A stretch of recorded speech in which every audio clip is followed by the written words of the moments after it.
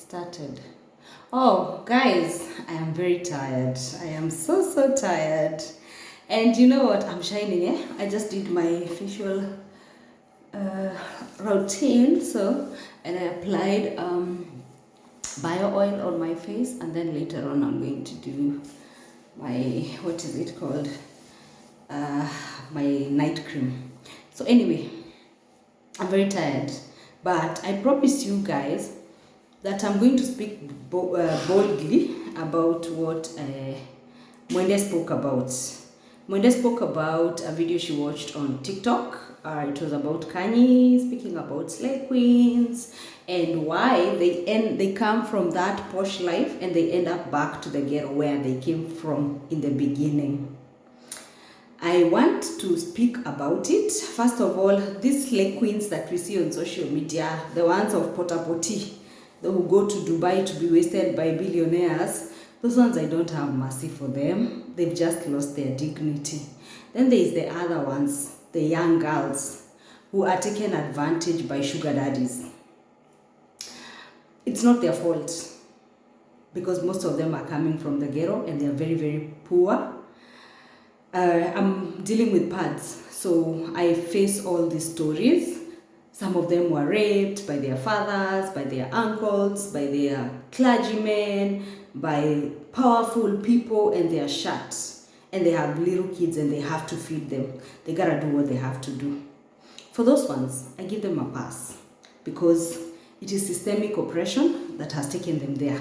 And that's why I want to speak about this continent broadly, so that we get to the point, why do our girls have to get there? Okay, guys, so I don't even want to speak about the African toxic patriarchy. I'm not gonna handle that tonight. I don't want to spoil my moods. Because you also support some of these people. They are running to China to go and borrow money to come and put us in debt, their children. A very young girl, my former boss, Mohamed Hersi, has just shared a video of a girl who has called people from 43, I am 43, I don't know, to 65. She has called us Gen X's. We are very toxic. We are the ones who are making the system to be very bad. I want to correct that first. People from the ones who are behind my generation, and then our parents and our grandparents, those ones are the ones to be blamed. Those ones are the ones, if they are poor, they're the ones who are worshipping these patriarchal leaders who are selling us back into slavery. Because China is gonna come, whether you guys you like or not. China is gonna come someday. We might not be here, but China will come back for everything they have given you. Those men go there to catwalk, borrowing money. But where here in Africa, when money and a woman is mentioned, she's a prostitute. She is a prostitute. While people are enslaving their first to their 50th generation so that they can live in mansions, drive fuel-consuming guzzlers, ride in choppers, steal money and stash it in Pandora banks in European nations. Yet when a woman and money is mentioned, she's a prostitute. I don't even want to speak about anything more. If you're being called prostitutes because money has been mentioned, I want you to check yourselves for the people that you worship and carry high, like the mighty men of Africa that we are supposed to respect. Our own fathers selling us into slavery over and over without a shame. Creating laws that they can abuse. That is why girls like Sharon was butchered like an animal while she was pregnant. And the people who are mentioned who are involved, today they're your leaders. Bado, you've not seen it, Kenya. You've not seen it, you're going to see it. Bado, because you're the pieces of that shit. Children now are insulting us that we are the ones who have blocked them, because those grandfathers are still in offices. They can't give children an opportunity. I resigned my job in 2015. I am not where I want to be in business, but I'm still fighting, and I've created jobs for so many girls who have been abandoned with children, so many of them, and there is nowhere they can take those men who raped them. There is nowhere they can take them, because in Africa, it is not God that you pretend you worship, you worship money. And you shouldn't even be blaming those children who are doing whatever they are doing to survive. They need to put food on their table. Because this systemic oppression is why I've said I'm not gonna deal with the African patriarchy. I'm not gonna speak about that, because it's a shame that men we are supposed to, we have been taught since we were children, obey your elders. What is there to obey? Show me one man in Africa that I am supposed to obey. Because if he's not on top there, being the home guard, local oppressor, he is the small slave who is a bodyguard protecting that which is taken from us.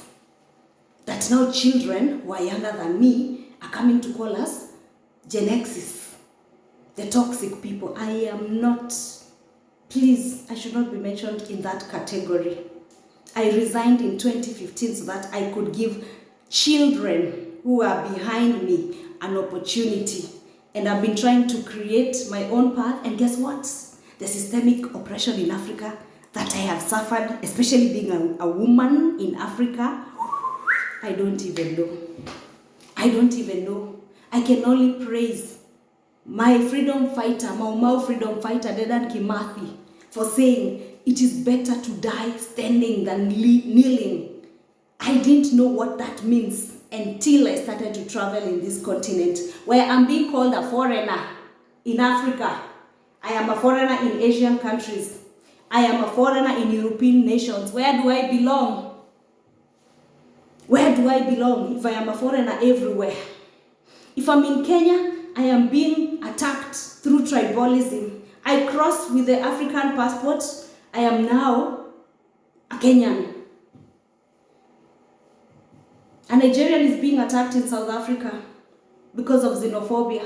I have faced xenophobia. You only speak about the xenophobia in South Africa because it is physical, just like the way you speak about tribalism in Kenya, because it is physical. And it's only for a short time when politicians don't use their minds and they turn the fools against each other so that they can live high, as those people are begging them for unga. Grown-up men, my father's age, going to bow down in front of someone, to be given 100 to go and drink chana, to come and kill their neighbors. People who call themselves that they're the most educated in this continent. Don't even try to blame those girls who are called slave queens. They have to survive. Not the ones who go to potapoti those things in Dubai. These ones who are the slave queens who are sleeping with those mighty men around this continent. I'm not speaking about those ones. Those ones, even if you call them whores, you can call them. But these other children who end up going with their sugar daddies, people like Sharon who are killed and butchered like an animal, those ones, I will speak for them. Those ones, I will speak for them. Sharon should have concentrated with her education, but maybe the problems at home, she needed someone so that she could be sending her parents some money. Those ones I don't blame so much. And I have said I'm going to speak about systemic oppression, and I'm going to focus with the Asians and the Europeans. Look at our beaches. Have you been to Malindi? Have you been to Watamu? Have you seen those boys who have turned to be gay? Some of them don't turn to be gay because they were born gay. They're trying to survive. They need something to eat.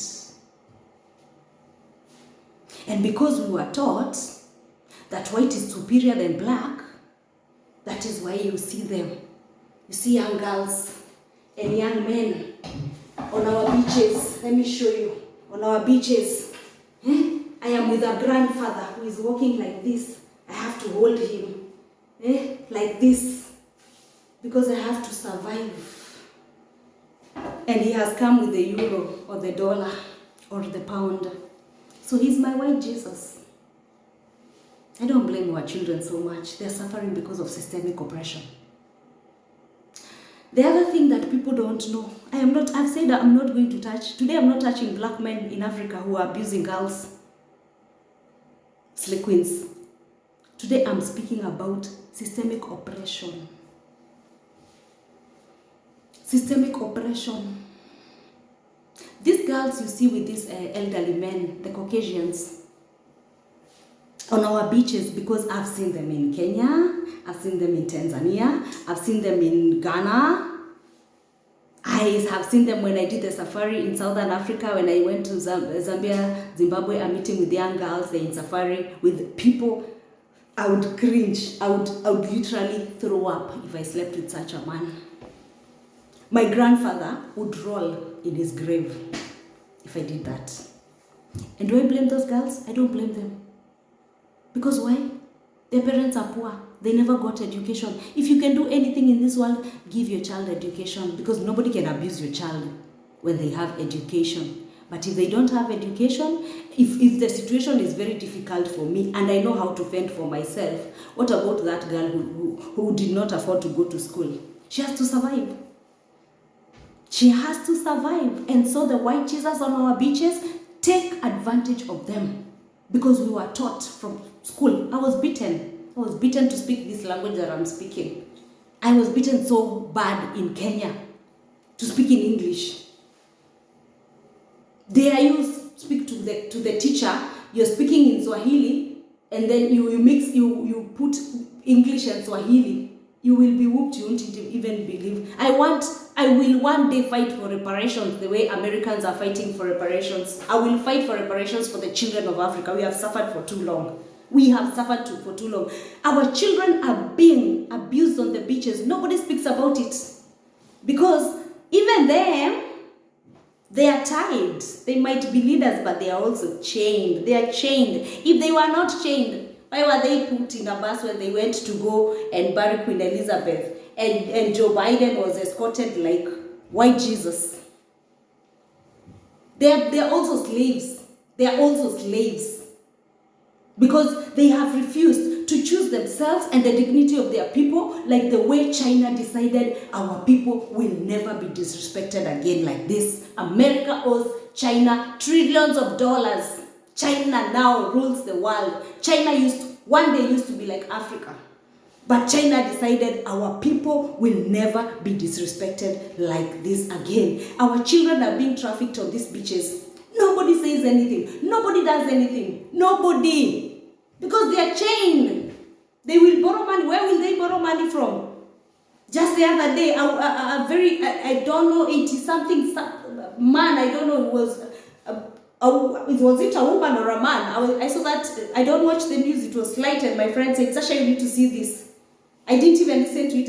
I told her, I don't want to watch this bullshit, because I'll get mad right now. He was making children in Kisumu to have sex and selling those pornography things in Germany. How, if our leaders had dignity, nobody would come to abuse our children like that in this continent. But we are being ruled by gluttons who have no dreams. They have no morals. They have lost morals. I look at this continent, I cry, because our grandfathers were tortured fighting for this land. But they're selling us back into slavery. That is why our girls are so desperate out there. The reason I said I will only touch on the Asian or the European patriarchy. Patriarchy anywhere in the world is bullshit. But at least for them, they protect their children and women. I know women there are also abused, but I cannot even try to measure the ratio, the way they are abused and the way we are abused. There is no comparison. At least in America, they can go and demand for men to pay for children they abandon them with. Has that happened to our girls? And those children have to eat. And those are the same single mothers you call names every single day. You call yourselves men, and when I go to Kenya prisons, I am finding women with children, 1 month old, in prison. Very harsh conditions. What are they doing in prison? Because you keep on insulting Kenyan women. What are your children doing in prison if you're men? What are your children doing in prison if you call yourselves men, toddlers? Why are the women of Kenya in prison? Why don't they have pads? And there's a budget in parliament. I got so mad when I saw that thing. I said I will speak about it. Back to patriarchy. Asian patriarchy. Asian patriarchy. First of all, these young girls need to know 99% of the white people you see in Africa are very broke. I have housed so many in my house. They are very, very broke. And the reason they refuse to go back to their homes is because in Africa it's easier to survive, because Africa is cheaper than where they are coming from. 1% are the real investors. And they rarely mess with children. Rarely. I know there are those ones, the big fish who do that. But I'm just speaking with the ones I've come across. No, they are business minded. They see the opportunity. The rest that you girls and young men are worshipping on our beaches, those people are broke. Those people are broke. But because you are taught white is superior than black, you will continue to be abused in your own land. You will continue to be abused for a bread in your own land. One time, I was in Zanzibar with my South African friend, and we were having dinner. There's this elderly man. He was from Germany, and he used to chill with us and everything. And we were seated with him, and then he's like, "Oh, he wants to go back to Germany." And I asked him like, "Why?" Nanini. He was a friend, by the way. And I don't blame him for what he said. And then he said, "Oh, because now here things are becoming so difficult. You're trying business, you're being sabotaged, nanini, and everything is so expensive here. The only thing that is cheap here, it's women and alcohol." I felt like crying. And you know what? I did not blame him. Then I did not blame him, because that is what is happening in these beaches, these clubs. You find girls throwing themselves to them. I have friends who would want to have even a normal relationship, but they tell me, Sasha, please, these girls, I don't have money. I tell him, it's your ancestors who brought this problem. They taught them that you're superior than us. Your skin. You get a job in Africa. You get a job in Africa because of your color. I have worked with general managers who don't know shit, and they come and we are forced to teach them jobs, and they are being paid thousands of dollars. And once they know that job, they are going to oppress you, and they will get you fired. One of them got me fired. I fought him in a court of law. And in court, he was telling me, he was trying to talk to me, and he told me, "This is not your country, you should go back to Kenya." I told him, if you find me in Tanzania, if you find me in Nigeria, if you find me in Botswana, in Ghana, South Africa, I am home. When you find me in Europe, you can take a gun and shoot me. But you're not going to oppress me in this land that my grandfathers suffered for. You won't oppress me in my own land. They don't like girls who are educated. He had fired my girls. He wanted me to fire my Tanzanian girls to bring people from China. And then he was trying to play with my mind like a small child, that we are trying to minimize cost. I asked him, we are minimizing cost how? Because their permit is $3,000. And you're telling me that we pay them $2,000. These girls, they are being paid 500,000 shillings. Why don't we increase their salary? We give them a 1 million Tanzanian shilling. So he said he's going to fire me. And he fired me. But he knew not all of them will step on. I fought him in a court of law, and I was compensated. I was compensated in this land that my grandparents fought for. And I did that for those girls.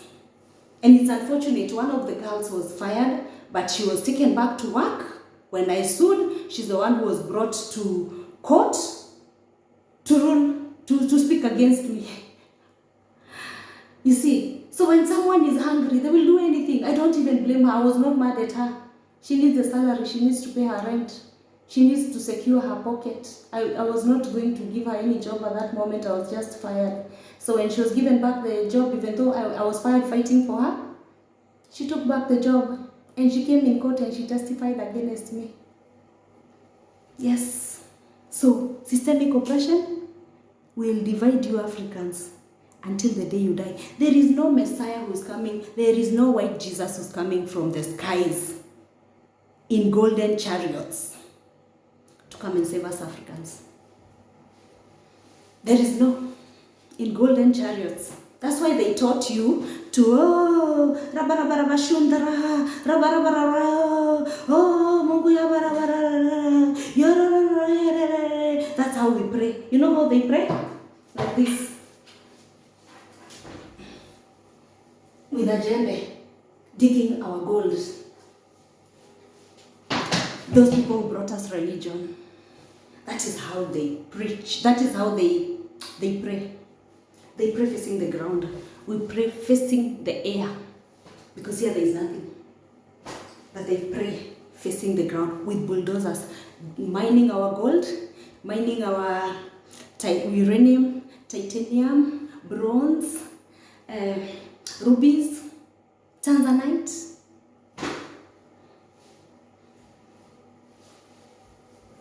Why? Because the home guards, we call leaders, have allowed them to step on their own children. I feel so sorry for the next generation. If young girls are being misused like this, the next generation, I just pray to God that something comes up and the state of Africa turns. I pray a lot. I pray so much for Africa, for us to receive our redemption. I never used to understand what Nelson Mandela used to say when he used to say long walk to freedom. But when I started to travel and I started to see, every country has its own chains. Same script, different story. Same script, different story. There is no African country that I can tell you the people are doing so well. Hakuna. Ile tunashukuru Mungu tu ni saa zile kuna amani. When we have found rest. And we will never find rest until we have leaders who decide our children are not going to be disrespected like this. We have beaches which have been privatized that our children cannot play in those beaches. And you want to tell me that we are not slaves? That's why I tell you every day in Africa we have suffered. Our own children. There is a place, it's segregated for certain people. The Catholic Church has all the best land in this continent. What were slave chambers doing in churches? What were slave chambers doing in churches if it's not religion that brought colonization into this country, into this continent? You don't want to open your eyes, you people. You don't know what systemic oppression is. You still don't know what systemic oppression is. That is why you suffer when you're in America, you suffer when you're in China, and you will suffer when you're in Africa. Because you don't belong. You do not belong. You're just a monkey. They are right when they say that you're just a monkey. You have accepted to be disrespected. You have accepted your children to be spat on like dogs. You are not giving them jobs. How do you expect them to survive? You come and give them promises every other 5 years. How do you expect them to survive? They will do whatever they have to do for their daily bread. They will do whatever they have to do for their daily bread, for survival. While you go and borrow money to come and chain them. A child in Africa is born with a debt they had nothing to do with. They are entering the world like this. There is already a debt written here on their faces. And then they can't even cross in Africa and be peaceful because the other Africans have been taught, no, Kenyans are bad people, Tanzanians are bad people, Nigerians are bad people. You will never win for as long as you're not building yourselves economically as a community. Africa should be one. Yes, the way America has all those states, it is the same way these countries in Africa should be states. And Africa should be one. Gaddafi died fighting for the gold dinner. He wanted us. our oil to be exchanged with a gold dinar, not a dollar that depreciates. Look at what is happening right now. I just did sent money from my Safaricom line to my Tanzanian line. Last year it could have been $500 is 1 million Tanzanian shillings. It's 50,000 Kenya shillings. I sent, it was 800,000. So just to send money from Kenya to Tanzania, it has costed me $100. Let us be building dollars, Bana. This thing you insulting these children. These small boys who are being shot by police for stealing chicken. Go and shoot the people who are bringing all these problems. The thugs in suits who are abusing children. They abuse both girls and boys.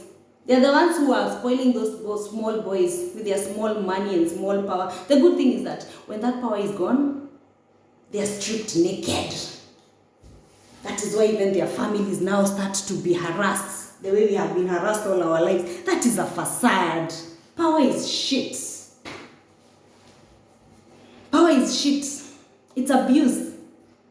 If there's anything I hate, it's power and fame. Those two things. And religion, they are hypocritical. They have hid a lot of that. That is why when you go to YouTube, you watch the Fifth Estate, you will find their children now, my father's age, who are looking for their fathers who are priests. Go and check how many on the Fifth Estate, how many boys were sodomized by men of God. Go and check on the Fifth Estate, women who want to be paid now by the Catholic Church because they were forced to do abortions. The same one that stands, abortion is wrong in the eyes of God. Bullshit!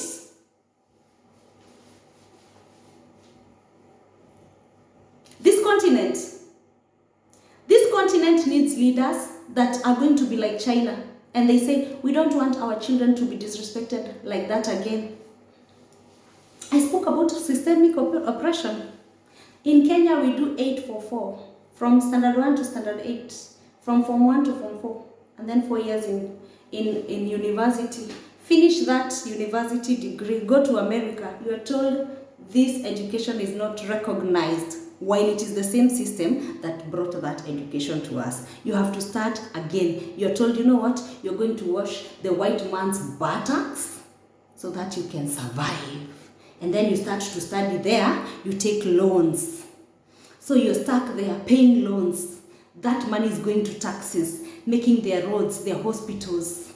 That's why when you come here, you're like, oh, in America, in America, no, the roads are not mine like this, and you can't even feel ashamed.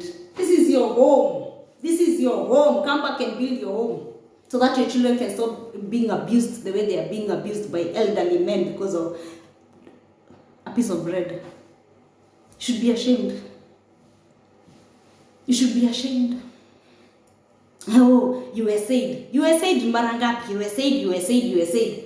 While you have gone to American Embassy, you have been denied 10 times. You have been denied visa. That 10 times, it's $200. You're not the only one. They cancel even 1,000 people in a day. And so multiply that 1,000 people with $2,000. If you came together and you put that money and you started small businesses in this continent, we would be far.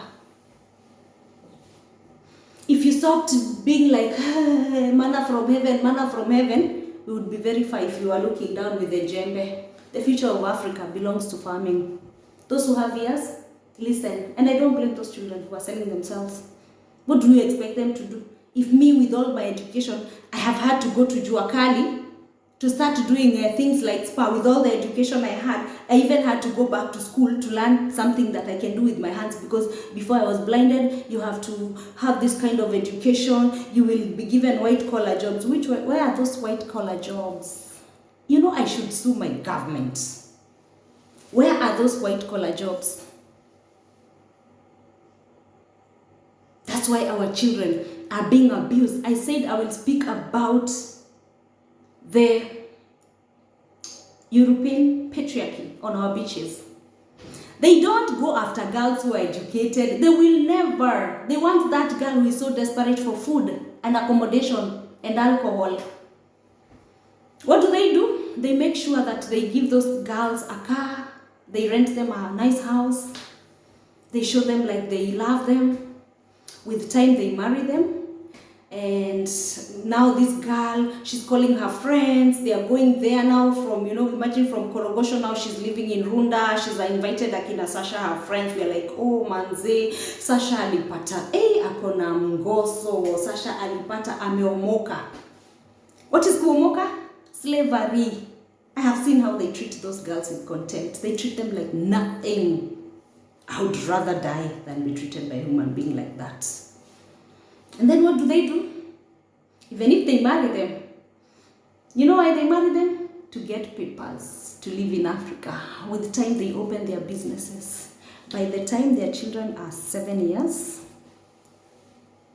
they have messed this girl. She's now an alcoholic. She's a drug addict. She's even embarrassing them. I have seen them, even me, I feel sorry for them because the wife now is really embarrassing him when she's drunk. What do? They kick that girl out. They divorce her. By that time, I don't know about the other parts of East Africa, but I know in South Africa and East Africa, I know very well. A man is allowed by our courts to stay with the children after their 7 years. They divorce this girl. They take their children away from them. These girls go back to the ghetto. And do you know what? They already use these girls to get citizenship, to have their papers, to open the business. By this time, they know how it plays in Africa, the system. You worship our police, worship bribes. Even if he beats this girl and she goes and tells the police, because he has kitu kidogo, that girl will be treated like shit by the police. And white Jesus will be carried like an egg. That is the Africa that we live in. That is why I do not blame these girls. It is systemic. Do you think our government doesn't know the things that are happening to our children on their beaches? They know. But how will they speak? And they are also slaves. Did you see how they were treated when they went to bury Queen Elizabeth? They were stashed like this. They were stashed like this. Like this. They were stashed like this in buses. Joe Biden, he had all the white Jesus. He had, guns, entourage as he entered. For them, they were stashed the way we are in a daladala. Tanzania, they call it daladala. The way we are in a matatu. I saw that, I laughed. Yes. So even the ones who are there, they are suffering like us. They are treated like trash. Because black is trash. You know why black is trash? Because it has refused to unite, to love one another. Black people, you hate one another so much. I have seen it. I have been with the people from the diaspora, and I have lived with my own people in Kenya, tribalism, in South Africa, xenophobia, in Nigeria, you will be conned. You cannot. Kenyans keep on complaining every day, oh, the Somalis are invading our land. The Somalis now they are taking, they have taken the whole of Isili. Big up Somalis. Big up. You build like a community. You are having your own hospitals, your own malls, your own houses, your own estates, gated community. Continue like that. You're the only Africans I'm proud of. A Somali, if a Somali is rich, if his or her children on Eid are wearing clothes from UK, even that brother of her who is having children and is poor, they will wear the same clothes. For you Africans, the other Africans, if now I get money, I want when I give my brother money, he now has to start worshiping me like a god. Bullshit. If you don't empower yourself economically, you will be oppressed until the day you die, waiting for white Jesus to come and save you. There is no one who is coming to save us. It is us. It is for us to demand to be treated with respect. It is for us to demand to have leaders who have accountability. We are supposed to be demanding. Why are they going to China to borrow money? We are the ones who are supposed to, those people are the ones who are supposed to be coming to Africa with visas. They enter, they are given the visas. I am doing the tourism industry. They are given visas upon entry, while we are the ones who have all the resources. Sankara was killed because he was speaking. He was trying to open your eyes. You will never open if you didn't listen to Dedan Kimathi, if you didn't listen to Sankara, if you didn't listen to Gaddafi, because the Western world makes you hate you, the only leader that is fighting for you, you are lied to, you start to hate him. By the time they came to know that Gaddafi was demanding the gold dinar, that for everything they take from Africa, they have to give us gold, not dollars that depreciate.